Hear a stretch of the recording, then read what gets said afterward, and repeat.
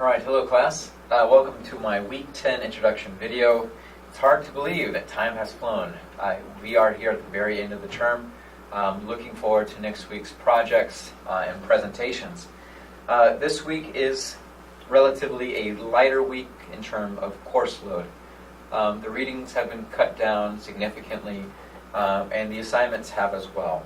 There is a discussion board forum for you to look at this week. Again, due on Wednesday with responses due on Sunday. Now, even though this is a lighter week, again, this does not mean that this is a chance to go to the beach, put your feet up, and do nothing in the course all week. Instead, I encourage you to use this time to tackle your research project. At this point, you should begin that process of writing. Make sure that you are drafting, that you have an outline, that you know what your argument is, that you know where your supporting details are coming from. I've had a chance to look at your sources. Now, I hope that in writing those sources, that these were sources, A, that you had access to, and B, that you have begun to look through. Research is time-consuming. There's no way around that. And at a 300 level course, you should have come into this term expecting to do some heavy work. Now, albeit we did a lot of heavy reading, and the materials at the early part of the term were very challenging. We're going to be putting that same level of intensity into the research and into the writing of this project. So I encourage you, if you have not begun, to begin immediately. Begin drafting. I am looking for your best language, your best writing. If you are submitting your very first draft, I would highly recommend that you stop, that you send your essay to a colleague, to a friend, to a parent, a grandparent, a neighbor. Make sure that you get a second set of eyes on that work. I have a very short tolerance for writing inaccuracies, grammatical mistakes. I know we are not perfect. I just published a journal that I'm the editor for, and reading through it after it was published, I noticed typos. I know they happen, and I can forgive those. But I ask that your writing be clean, that your writing be tight, and that you are clear. Be sure that you have a thesis statement or an argument. Right? What is your paper about? That doesn't mean that you tell me what your topic is. My paper is about Martin Luther King. No, that is not an argument.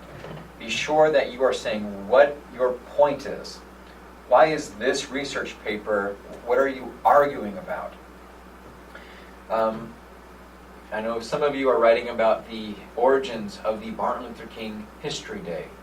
Okay, great. Are you saying that the Martin Luther King Day that's been celebrated in our country, that there were racist policies embedded in it that kept it from being passed? Great.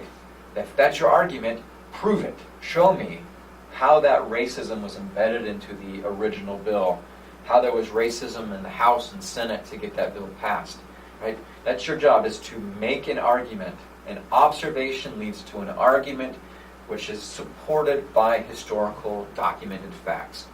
So is somebody else arguing what you are arguing? Can you find that in a secondary source, or preferably in a primary source? So again, tackle this project with all seriousness. I encourage you, once you've completed a draft, to send it out. If they send it back and say, sounds great, then they didn't do you any favors. They should send it back with actual real comments about the content of your draft, as well as the style or structure of your draft.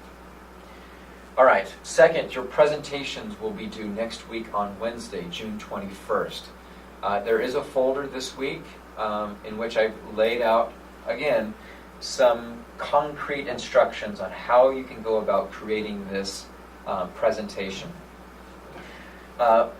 In week 11, I will post a discussion board forum, and in your response, I'm asking you to simply paste the URL or the website or the link to your video. Now, if you think about that, that means that A, you will need to create a video, a presentation that you have recorded. Again, I encourage you to look at my instructions if you are new to the world of recording and internet engagement.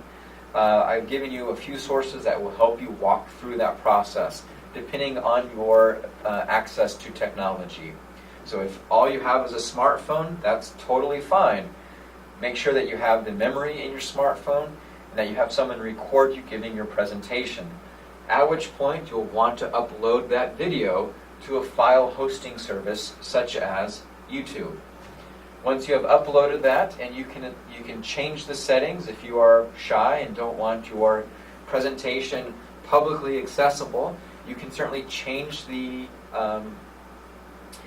restrictions to make it private. And if it's private, then only people that have the link have access to the video. So at that point, you will share the URL, the hyperlink, to our discussion board forum, where your colleagues and I can view your presentation, I can grade it, and your colleagues can make comments about it. This is a chance for you in your paper to showcase your ability to research and make arguments and think critically about historical topics to me, your professor. The presentation is your opportunity to share those same things with your classmates. So even though the material is the same, the way that you are disseminating that information is different. You will do one written version and one spoken presentation version. Now in the presentation, you have complete flexibility for how you go about making that presentation. If you would like to do something like what I'm doing right now, I am speaking to you from Central Penn's campus in the Center for Teaching Excellence. We have what's called a all-in-one button studio, where you simply come in, you hit a button, and it's recording. I'll be happy to come in with you to be your supervisor if you would like to use this space to make a video. It's very easy. If you prefer to do it at home, you're free to do that as well. If you would like to use a PowerPoint, I've provided instructions for how you can make a PowerPoint and speak and be recorded over your PowerPoint. And that would count as a presentation. All right, so as you are thinking about this project this week and preparing to submit it again next Wednesday, June 21st, it's an atypical submission date. Please let me know if you have questions or if you're running into problems. Please do not wait until the very last moment. It will take time for me to respond, and it will take time at times to solve your tech problems. So begin working through that stuff as soon as possible. All right, I know you're all busy. I'll end my video now. It's been a pleasure to work with you this term. Martin Luther King, the 1960s, the legacy of the civil rights movement, and the memory of King have all been topics that I've enjoyed discussing with you. I've enjoyed watching you work through issues, consider ideas about bias, considering how history is formulated and how it is used and for what purposes. As a 300-level history course, I recognize that for many of you, this is your last history class of your academic career. I recognize that many of you will be graduating, you'll be moving on to other things, or never taking a history course again. I ask you to remember some of the lessons that we have talked about this term, specifically in context of bias. History can be used, or the past can be used for any purpose. In order that we, the consumers of this story about the past, be not duped, it's important that we remain open-minded and we ask critical thinking questions to ensure that we understand where the information is coming from, whether the source is valid, whether the interpretations are valid, and what are the entrenched biases that shape the way that the material is being presented. If we can keep those things in our mind and constantly posing those questions, then we can remain a free agent when we are dealing with issues of historical significance. It is probably the most important lesson that we can learn from within a history course. All right, I hope we've done that successfully. I encourage you this week, if you have not already, to fill out a student observation survey. Information should have been emailed to you this week, and that remains open through the end of the term, or maybe through the end of this week's Sunday. I value your feedback. You, my students, are at the end of your academic career. You've been around the block. You've seen quite a few classes. You know what works and what doesn't.